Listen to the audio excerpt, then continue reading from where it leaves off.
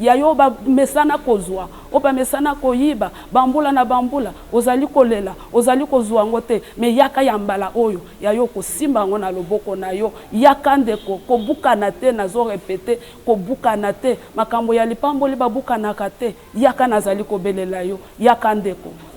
Bonjour bien-aimés dans le Seigneur.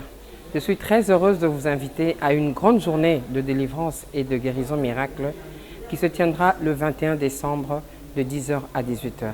Comme thème, cette fois-ci, je palperai ma bénédiction. Entre autres, en lingala, tango yo eza tango nangai yako simba lipamboli nangai.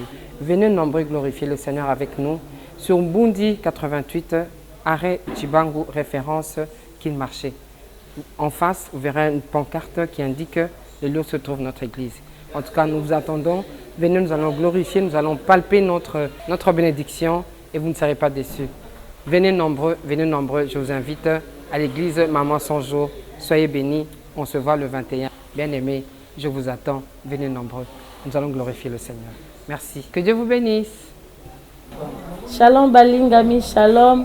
Na bengi sibino na mabongismo ko ekoya ekoleka le 21 décembre 2022 ya année oyo na église Jésus réponse to bengi sibino tozana thème na biso cette fois-ci na simba lipamboli na ngai ba jeune sœur lokola ngai ba jeune garçon ba maman ba papa boya vraiment na mabongisi oyo boya bokomona bikamo lokola nga na mona nga sœur na bino lokola nga na mona na ki l'église Jésus réponse na ki mona mukie na juli bala awa na boti pe bana awa boya vraiment boye belé na bengisi bino boya komeka nzamba malela londi bino mo bokomona bokokamwa bokozwa libala ya malamu o kokete na basokolo nini te bakosokola ote awa bapesaka mafuta te mai te mungwa te kaka ba prière ozolanda nde yango nde ekopambola yo amen na bengisi bino vraiment boyebele na date ya